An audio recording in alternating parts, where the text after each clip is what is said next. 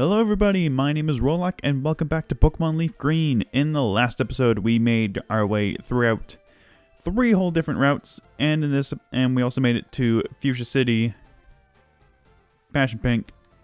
In this episode we are going to be heading into a little new area for us to explore. I'm just going to come down this tree as a shortcut. The new area we're heading into is the Safari Zone. Oh, please don't tell me I'm going to get hiccups from this. So the Safari Zone is it's an interesting place. You get 30 Safari Balls, which I think have the same category as a Great Ball.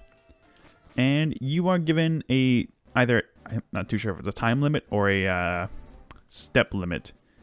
There are rest houses scattered across the entire area. What do you got to say?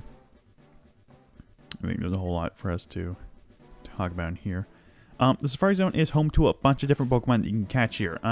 Such as some Pokemon we have encountered before, while there are some completely new Pokemon that we can capture. I'm going to go by each individual Pokemon by the area, because there are several areas for us to explore. The first of which is the center area. Center area, you can find some Nidoran, Nidorinas, and Nidorans and whatnot. You can also find a Parasect, which is the evolved form of Paris. As well as a few new Pokemon you can find here. Actually, I should go over how to actually catch the Pokemon. So, the way of catching Pokemon is you don't send out your Pokemon. You just encounter the Pokemon, and you either have 3 options. You can run. You can throw a ball, which is just obviously doing the ball. Bait, which I don't think it actually increases the chance of catching the Pokemon, but it makes it less likely to run away. If you throw mud at it, it actually increases the chance of it. It increases the chance of its running away, but it also increases the chance of it catching. So it's kind of a risk and reward thing. I am doing terrible at this so far, I think. As for the new Pokemon you can encounter in the center area, you can find obviously a Rhyhorn. Rhyhorn is a rock ground type. It's an interesting one. I've never actually used one before. I've kind of wanted to use one from time to time, but I've never actually gotten around to use one properly. God damn it. Rhyhorn, once it evolves into Rhydon, it becomes a pretty powerful Pokemon. You can get some good rock and ground type moves on it. Although it's kind of late in the game to be catching a Rhyhorn. Why haven't I caught this yet, by the way? Oh no, it's a rock. Mud's in the later games. Throw a rock at it, and then we'll try to catch it. So yeah, Rhydon's not a bad Pokemon. It's a good rock ground type. If you want it, you can catch it. Catch a Rhyhorn and evolve it. Why is it taking so long to catch this? It's ridiculous. The other Pokemon, some of the rare Pokemon you find in the center area are Chansey. Chansey has a whole 1% chance to pop up. Chansey is more or less likely a tank Pokemon. It's not really all that good offensive-wise. Even defensive-wise, it doesn't have that many stats, but it has a lot of HP. Some people figured out ways to like make an infinite experience with the Chanseys. But, yeah, Chansey's alright. It's not a perfectly good Pokemon in this game. Then if you're playing Fire Red, you got Scyther. Scyther is a bug flying type. Scyther is one of the only good bug types in the whole game. It has good attack stat. It's got good speed. It's a pretty good bug type, to be perfectly honest. And if you're playing Leaf Green, like I am, you're going to be finding a Pinsir. Pinsir, for whatever reason, isn't a bug fighting type, even though it could really well fit in. It learns a lot of good fighting type moves, even though it's not a dual type of it. Yeah, Pinsir's a bit more bulkier than Scyther, but it still deals quite a bit of damage, and it still is a really nice Pokemon to have. So if you want a good bug type, take either of those two. As I said, Scyther's in Fire Red, Pinsir's in Leaf Green. There's also one more... Oh, and both of them have a 4% chance of popping up. Now, there is one Pokemon in particular that I want to encounter here, which is going to be our newest member to our team. And it's none of the Pokemon that I am encountering here. Even though I've been catching quite a few. It actually has quite a low level that it's going to be starting out with, but that's no big deal, as we'll just level it up. Yeah, some of the rare ones, the more common Pokemon have higher levels, while the rare Pokemon have a lower level of popping up. So I'm going to cut out of when we'll actually encounter the Pokemon that I want to catch for our team. There you are. Execute. Now let's throw a rock at it to make it a bit easier to catch. There we go. Alright, so yeah, Execute is our newest member to our team. Execute is a grass psychic type, which evolves into a pretty good Pokemon once it evolves into it. Execute. It is often mistaken for eggs. When disturbed, they quickly gather and attack in swarms. We are going to give a name to it. What should we name it? Oh boy. It's going to take a while. You know what? I actually don't have a good name for it. I really don't have a good name for it. I am not good with naming, so I'm not going to name it at the moment. Really? I'm not going to name it at the moment because I don't have a good name for it. If you have an idea for the name for it, please be sure to give me a message and whatnot. Leave a comment. Maybe I'll mention you and whatnot. Probably won't, but, you know, whoever. If you actually do put a comment, that'd be nice if you would. Bandering. Alright. So we're going to go ahead and... Actually, there's no real reason to put Execute into our party just yet, because we are still going to be hanging out in the Safari Zone. The Safari Zone actually has quite a lot of items for us to collect, so we're going to be hanging out there for a while. And I'm going to try to encounter every single item that we can grab there, and I'm also going to go over every Pokemon that we can catch here. So, let's see. Alright, we already went over everything in the center area. Some things actually require a new HM that we have not acquired yet, nor have we the means to actually grab it as of yet. So we're gonna run around in the area a little bit. There are no trainers there's no trainers to fight, so there's no trouble of doing that. We're in the second area. I'm not too sure which area is which, so it might be a bit difficult to go over some Pokemon that we're gonna be encountering, but I'll try to do the best. In Area 1, which I believe is the one that we're in right now, you can encounter... Oh, there it is. Doduo. Doduo is a very late... flying type that you can grab. Doduo isn't terrible. Once it evolves into Dodrio, it gets a lot faster and has quite a lot more attack to deal with. Personally, I already have Fearow, so I'm not going to be... Ooh, TM11, sunny day. I'm not going to be catching... Or I should have catched one. What am I talking about? Might as well complete the Pokedex at this point. Get some more Pokemon in there for the Professor Aids. And the other Pokemon that you can encounter here, it has... What rate is it? Has a 4% chance of popping up, and that is Kangaskhan. Let's go ahead and check out this rest house. Kangaskhan is a really good normal type Pokemon. You remember when we fought Giovanni in his headquarters? He had a Kangaskhan. It's his like signature Pokemon. Kangaskhan is a really powerful normal type move. It's a bit slow, and it's also a bit bulky to make up for that, but it is a really, really good Pokemon. Oh man, Pinsir! Ooh, that's a whole 1% chance of popping up in this area. Let's go ahead and try to catch you. Oh, please perk. Or not. Okay, never mind. We're not going that. Great. Ooh, can we get to that? I think we can.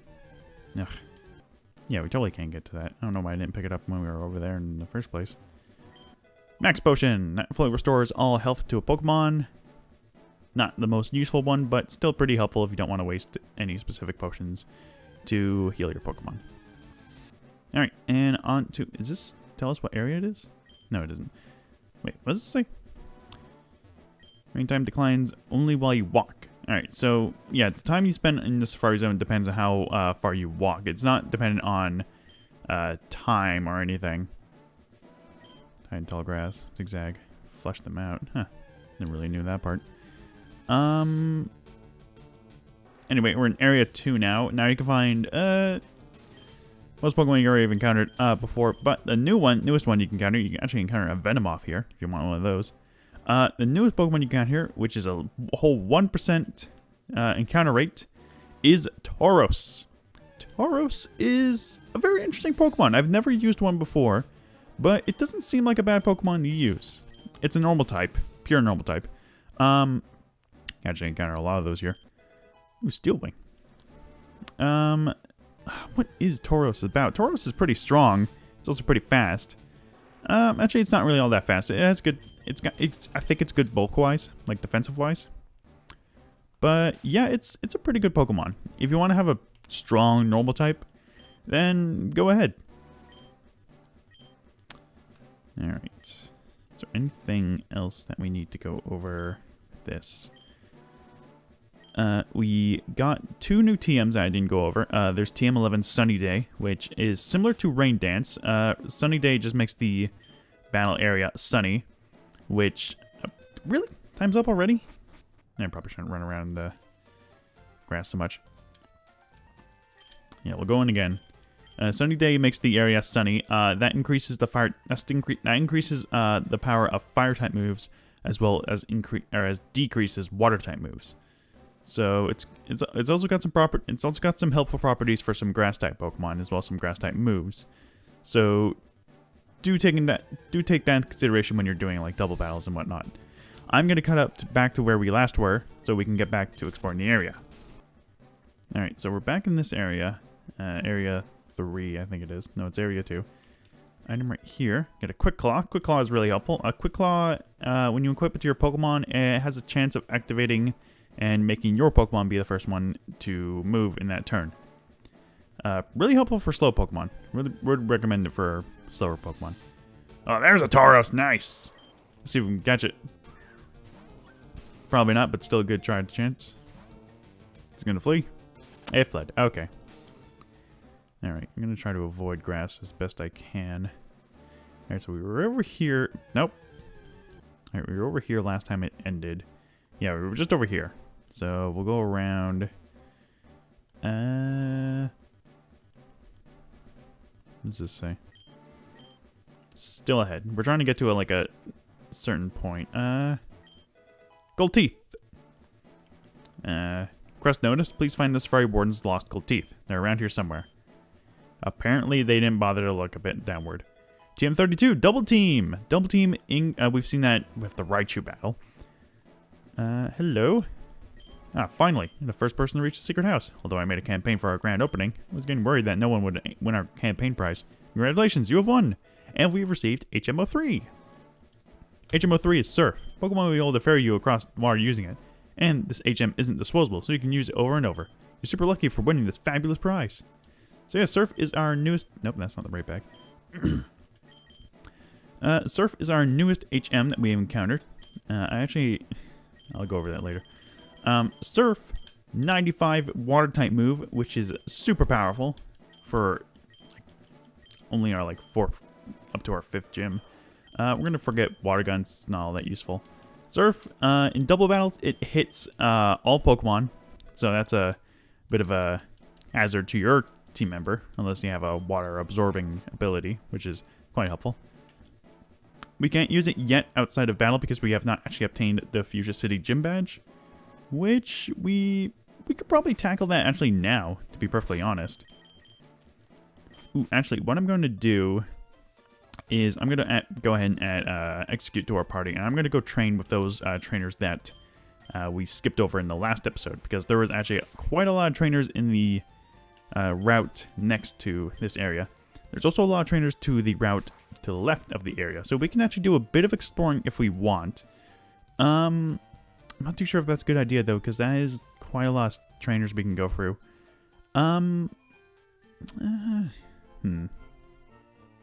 Yeah, I'm not too sure if we should do that yet. We'll go ahead and access the PC. Got our Pokemon out here. There you are.